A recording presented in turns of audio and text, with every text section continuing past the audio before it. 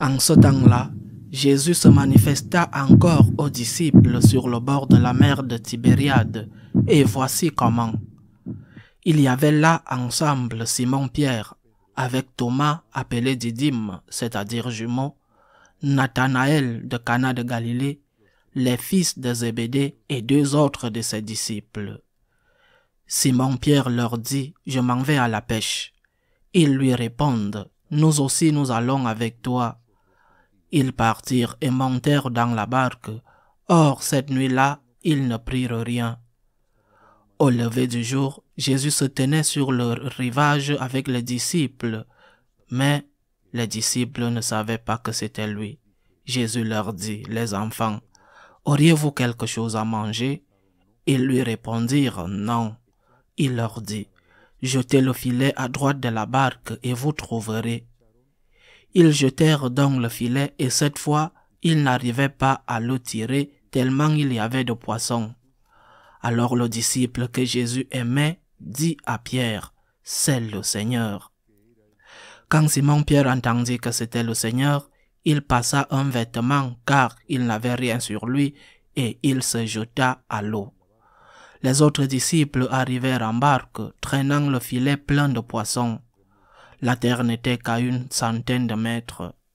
Une fois descendus à terre, ils aperçoivent disposé là un feu de braise avec du poisson posé dessus et du pain.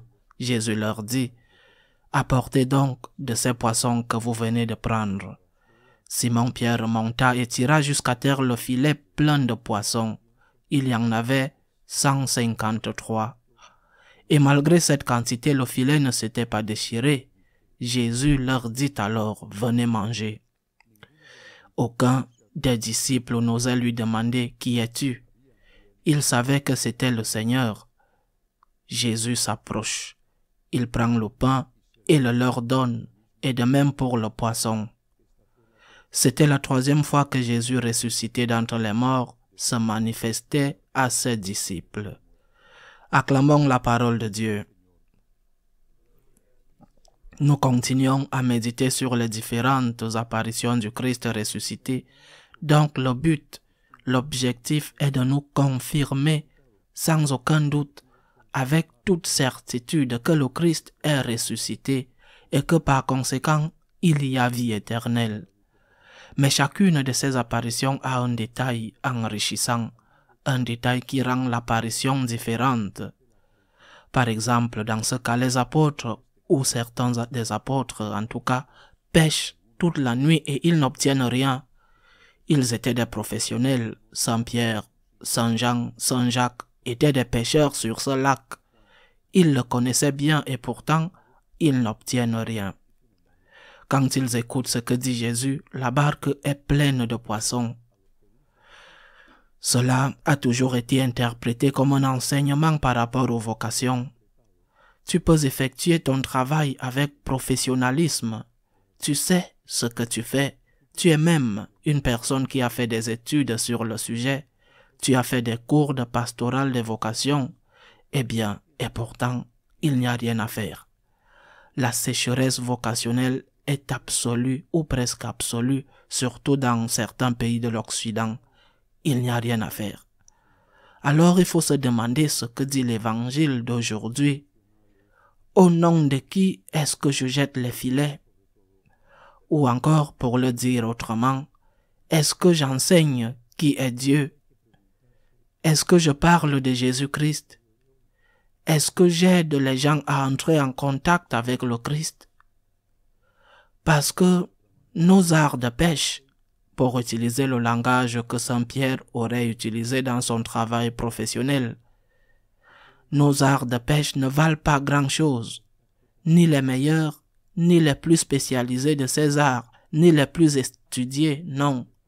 C'est le Seigneur qui touche le cœur, c'est le Seigneur qui appelle, c'est le Seigneur qui fait tomber amoureux, c'est le Seigneur qui donne des raisons à tout, c'est le Seigneur qui motive des choses aussi difficiles que non seulement de laisser père ou mère, que tôt ou tard on va laisser, mais de laisser des plans, de laisser des projets, parce que laisser un mariage après 20 ans, il y en aurait peut-être plus d'un qui voudrait le laisser. Laisser des situations avec des enfants qui sont extrêmement compliquées, je pense parfois aux enfants adolescents, eh bien, il y en aurait peut-être plus d'un qui voudrait le laisser.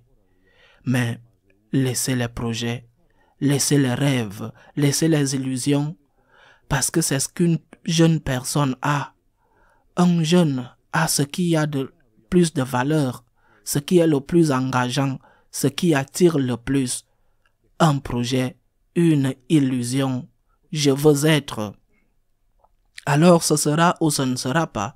Et dans le cas où tu parviens à être ce que tu veux être, aimeras-tu ce travail dont tu as tant rêvé?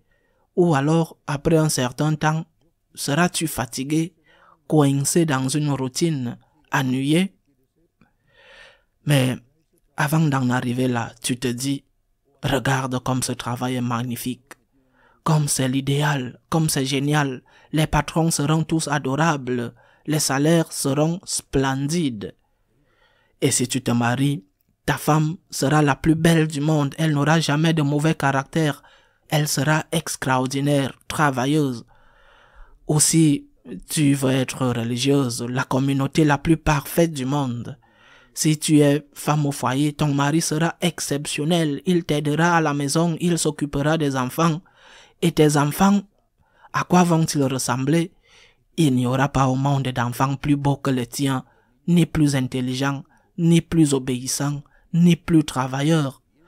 Tout sera si merveilleux, tout sera en couleur de rose. Ce sont les rêves. Les rêves, comme le disait Calderón de la Barca, les rêves sont des rêves. Mais comme il est difficile de renoncer aux rêves, de renoncer au projet, et seul Jésus peut le faire. Seul Jésus peut toucher ton cœur pour te faire voir qu'il est une réalité, qu'il n'est pas un rêve. Et que c'est cette réalité que tu as déjà touchée, déjà aimée. Un peu parce que tu commences dans la vie, mais tu l'as déjà touchée. Tu l'as déjà aimée.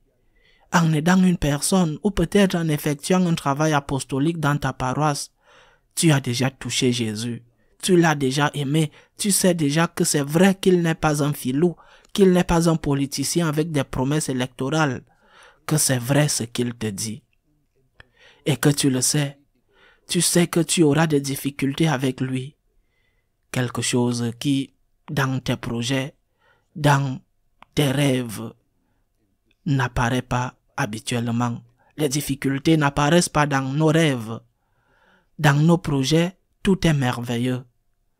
Quand on choisit le chemin du Seigneur, on sait parfaitement qu'il y aura des difficultés, mais c'est le Seigneur qui récompense, c'est le Seigneur qui donne la force.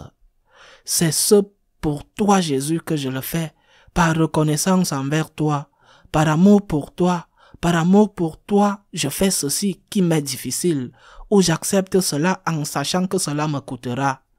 Pour toi, Jésus, par amour pour toi, par reconnaissance pour toi, donne-moi la force.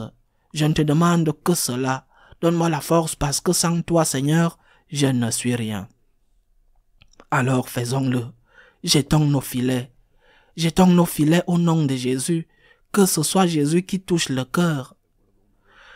Je me souviens d'une fois où une dame m'a dit qu'elle avait longtemps parlé de Dieu à ses enfants et qu'elle n'obtenait pas grand-chose. Et un jour, dans la prière, le Seigneur lui a dit, « Au lieu de parler de Dieu, au lieu de parler de moi à tes enfants, pourquoi ne parles-tu pas de tes enfants? Pourquoi ne me parles-tu pas de tes enfants? Commençons par la prière.